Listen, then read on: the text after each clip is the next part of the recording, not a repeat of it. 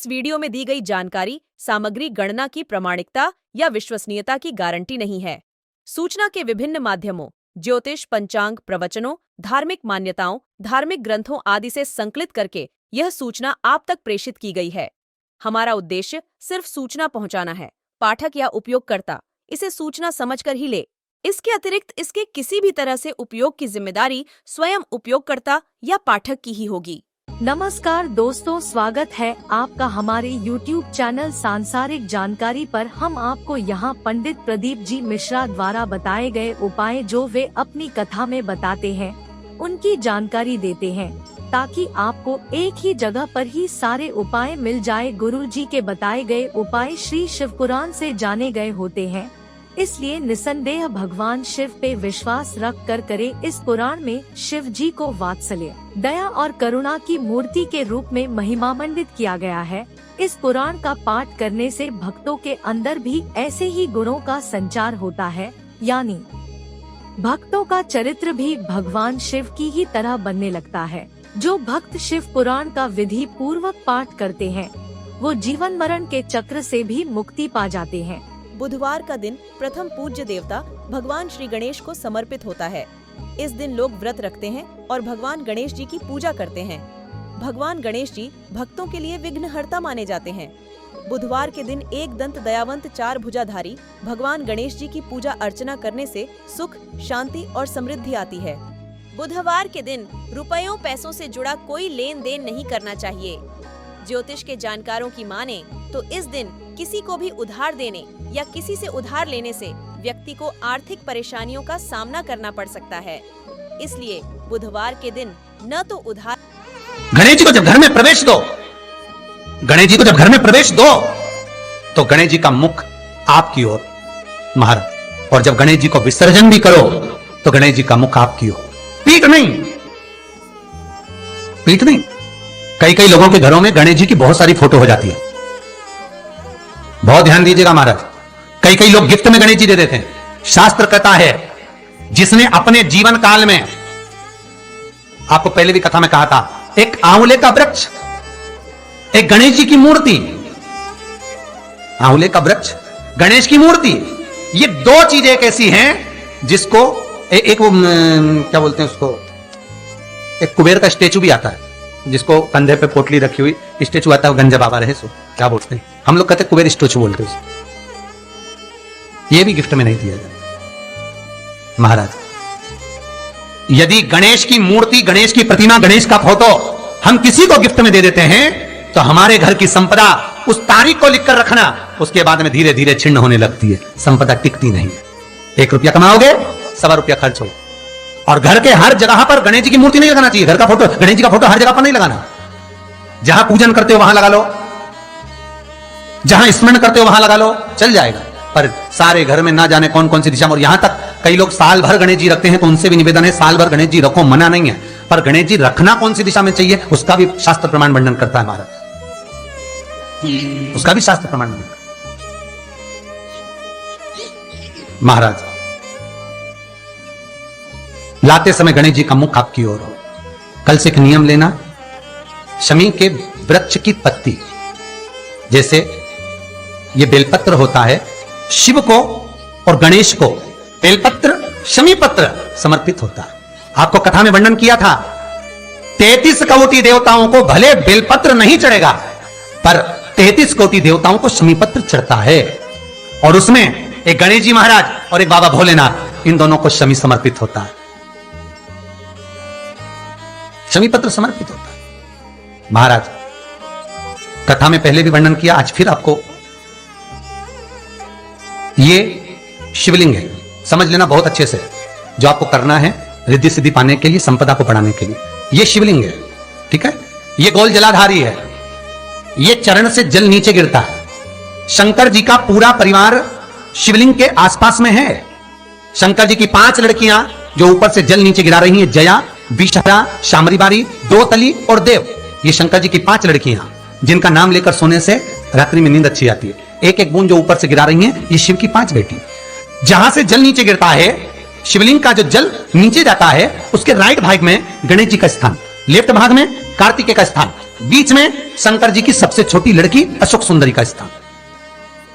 शिव महापुराण की कथा कहती है और गणेश चरित्र अपन श्रवण कर रहे हैं, और कल से चतुर्थी लग रही है। जिसके घर में संपदा की कमी पड़ती हो, बीमारियां ज्यादा फैल रही हो, बहुत कष्ट हो महाराज, बहुत ज्यादा दुखी हो महाराज, कोई काम नहीं बन रहा, बहुत तकलीफ में हो, तो शमी पत्र, शमी की पत्ती, जहां गणेश जी का स्थान है वहां पर 5 शमी पत्र 5 समर्पित करें और शंकर जी के ऊपर 3 शमी पत्र समर्पित करें। बहुत ध्यान देना, 5 शमी पत्र जहां गणेश जी का स्थान है शिवलिंग में वहां समर्पित करें, 3 शमी पत्र शिवलिंग के ऊपर समर्पित करें।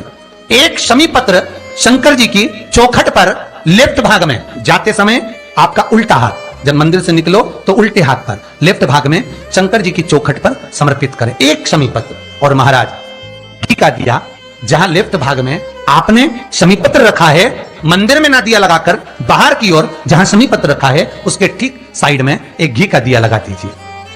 केवल गणेश चतुर्थी से लेकर अनंत चतुर्दशी तक गणेश पुराण कहती है भगवान गणेश जी का, मोर ध्वज का, मयूर ध्वज गणेश का नाम लेकर जो ये दीप शमी पत्र चढ़ा देता है उसके घर से कभी रिद्धि सिद्धि नहीं जाती, देखो प्रतिष्ठा नहीं जाती।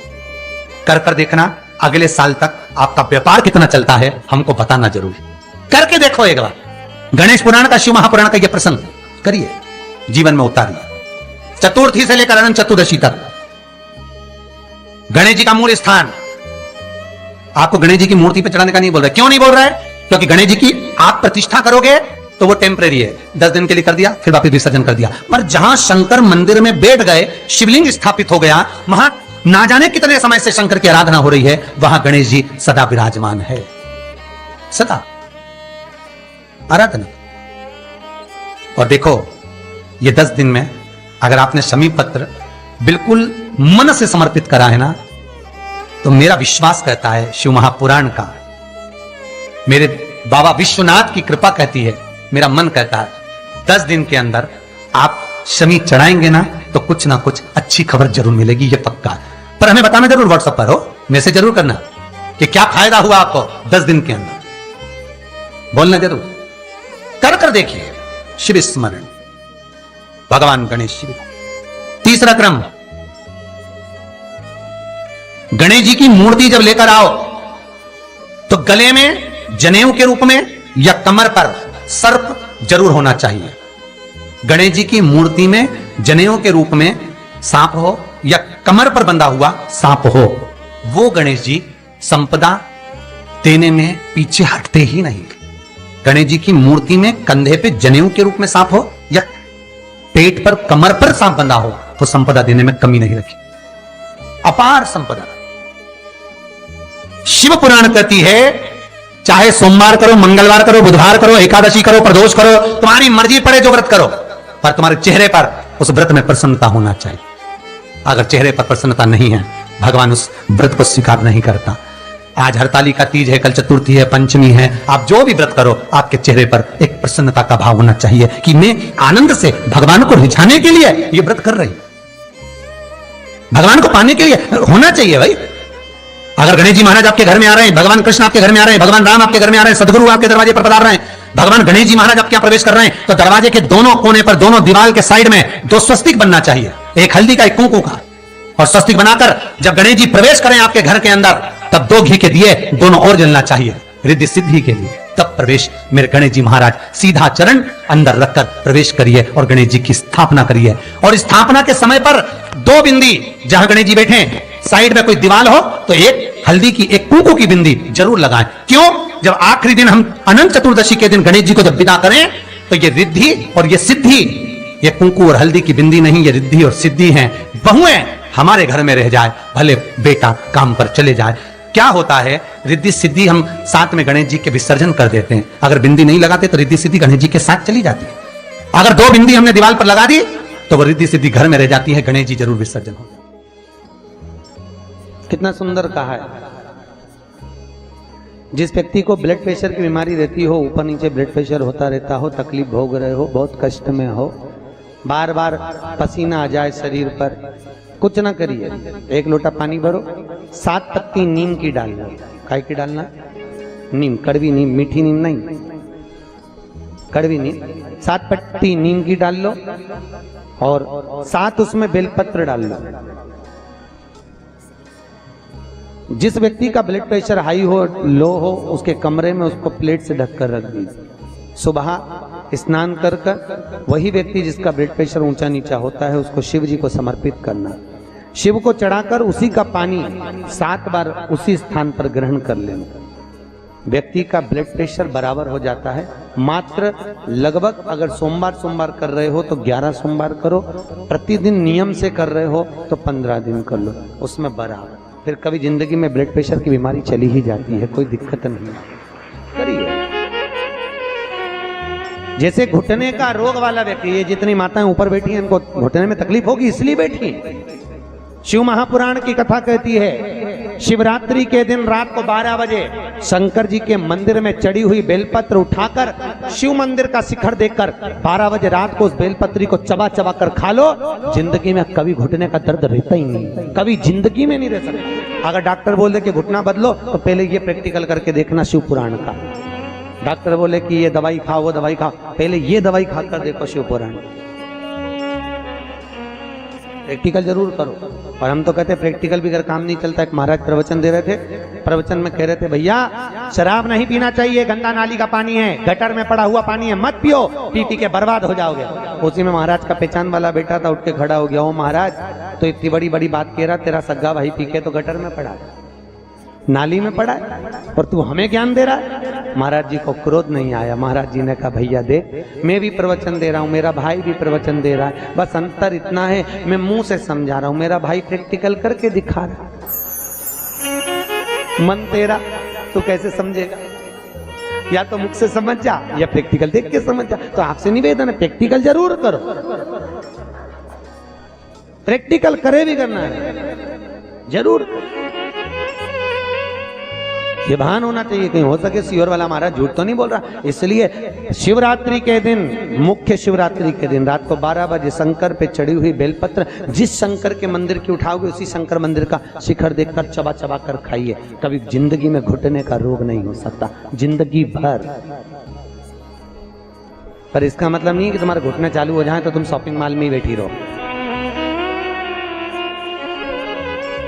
ईमानदारी की बात है, आज के जमाने में संतों ने रिसर्च करा है।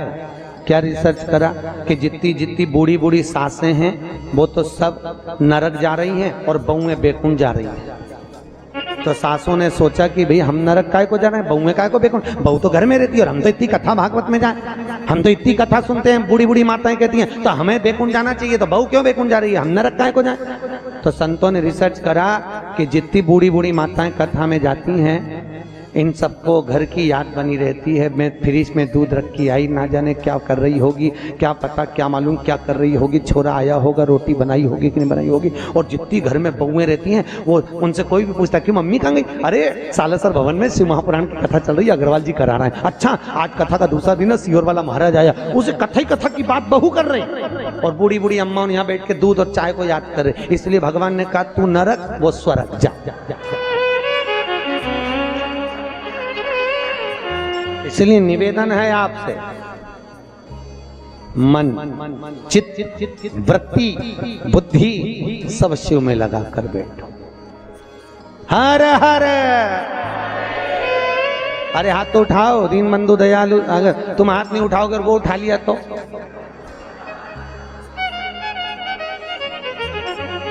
उठाओ जम के, हर हर। बहुत बढ़िया, हम नहीं उठाएगा वो तो हाजिरी भरता है। पहले के जमाने में आप लोगों को तो मालूम होगा, हम तो छोटे थे जब हाजिरी भरते थे, नाम आता था ना, जैसे आप लोग नाम टीचर नाम बोलते कर लो यस सर, बस उसी तरह शिव पुराण में हाजिरी भरते रहो। जब जैसी हाजिरी भरोगे भगवान समझेगा हे, नहीं तो भगवान तूने हाथ नहीं उठाया, भगवान समझे निपट गई, यमराज को भेज दिया ले जा। तो इसलिए हाजिरी भरते रहो। हे हर हर महादेव, देव का मतलब है देव, हाथ ऊपर जाके ऐसा कर दिया कर देव, गाड़ी देव, बंगला देव, देव हर हर महादेव देव। प्रभु करुणा करिए, शिव कर, शिव दयाल, शिव जैसा कोई। अब ब्रह्मा जी के मुख का क्या बना दिया? बट का वृक्ष। शंकर जी की आराधना का केंद्र हो। शिव जी का एक नाम पड़ गया, बटकेश्वर महादेव। क्या नाम पड़ा? बटकेश्वर महादेव। बटकेश्वर।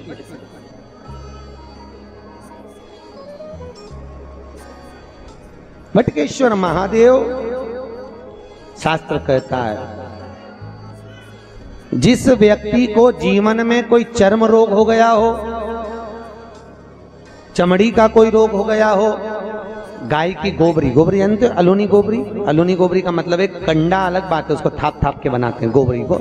एक होती है गाय ने पोटा करा, पोटा करा वो सूख गया, ऐसे किसी सूखा सुखाया पोटा लेकर आओ, उसको कंडे को जलाओ, जलाकर उसकी राख तैयार करो। राख को सफेद रुमाल में रखकर सोमवार के दिन बिना किसी से बोले शंकर जी के मंदिर में जाकर उस राख को, उस भस्मी को शिव को समर्पित करो। चढ़ाने के बाद उस भस्मी को वापिस उतार लो। उतार कर जब हम स्नान करें 5 दिन लगातार उस भस्मी को पानी में डालकर स्नान करना चालू कर दो, चर्म का सारा रोग समाप्त हो जाता है। डॉक्टर की जरूरत ही नहीं पड़ती चर्म रोग से। भस्मी यहाँ कई माताएं जो लिंगायत संप्रदाय से हैं वो सिर पे भस्म धारण करती, बस कई पुरुष लोग भस्म धारण करते। फिर वही बात आ गई, अकाल मृत्यु वो मरे जो काम करे चंडाल का, काल उसका क्या बिगाड़े जो भक्त हो महाकाल का। शिव रोग से मुक्त आरोग्यता देते हैं। मेरे भगवान शंकर आरोग्यता प्रदान करते, रोग से मुक्ति। त्र्यंबकम यजामहे सुगंधिम पुष्टिवर्धनम। भगवान रोग से मुक्त कर। समय आया, आगे जो वर्णन आया भगवान शंकर के नयन अश्रु से रुद्राक्ष का वृक्ष उत्पन्न हुआ। क्या उत्पन्न हुआ? रुद्राक्ष। और रुद्राक्ष का वृक्ष भगवान शिव के नयन अश्रु से प्रकट होता है। एक मुखी से लेकर 14 मुखी तक रुद्राक्ष होगा। गले में पहनते हैं, आप लोग धारण करते होंगे। कई लोग तुलसी की माला पहनते हैं, कई लोग रुद्राक्ष की माला पहनते हैं। ध्यान दीजिए, ये तुलसी और रुद्राक्ष क्यों पहना जाता है? जैसे घर में जो मंदिर बनाया जाता है घर के अंदर, उसमें शिखर नहीं होना चाहिए। जिसके घर के मंदिर में शिखर होता है उसके घर में कभी जिंदगी में शांति नहीं रह सकती। इसलिए घर के मंदिर में शिखर का मूलता नहीं है। ये उसी तरह है जैसे गरुण घंटी। गरुण घंटी देखी आपने? वो बजाते हो गरुण जी महाराज की घंटी। ये घंटी का नाद कहाँ कहाँ करना चाहिए? गरुण घंटी का नाद किया जाता है सबसे पहले भगवान के सम्मुख में, ठीक है। दूसरी जगह गरुण घंटी का नाद करना चाहिए फिर अपने रसोई घर में जहां पर परिंदा भरा है उस स्थान पर, पितरों की शांति के। तीसरी जगह जहां पर अपना लक्ष्मी रखते हो, अलमारी तिजोरी, उसके पास में। चौथा घंटी का नाद करना चाहिए दरवाजे के पास में, दरवाजे के अंदर के भाग में। फिर पांचवा, गरुण घंटी को घर के बाहर, घर से दरवाजा लांघकर बाहर खड़े होकर घंटी का नाद किया जाता है। कहते हैं जो ये 5 जगह पर घंटी का नाद करता है उसके घर में कभी संपदा की कमी नहीं होती। इतना गरुण घंटी के नाद की महत्वता है। और दुनिया के लोग इतने आलसी हैं, बस भगवान की आरती करे तब घंटी बजाए, उसके सिवा धर दे होते। तो मालूम ही नहीं कि घंटी कितनी जगह बजाना चाहिए, घंटी का नाद क्यों करा जाता है। गरुड़ घंटी को जैसे घर में रखा हुआ शंख अगर खाली है तो हमारे घर में रखा हुआ शंख अगर खाली रहेगा तो लक्ष्मी आएगी और जाएगी, लक्ष्मी टिकेगी नहीं। इसलिए घर में जिसके घर में छोटा सा भी शंख हो तो उसमें कटोरी में रखकर या कोई स्थान पर कलश पे रखकर उसमें पानी भरना चाहिए। अगर शंख में पानी नहीं है तो घर में लक्ष्मी नहीं। शंख कभी खाली नहीं।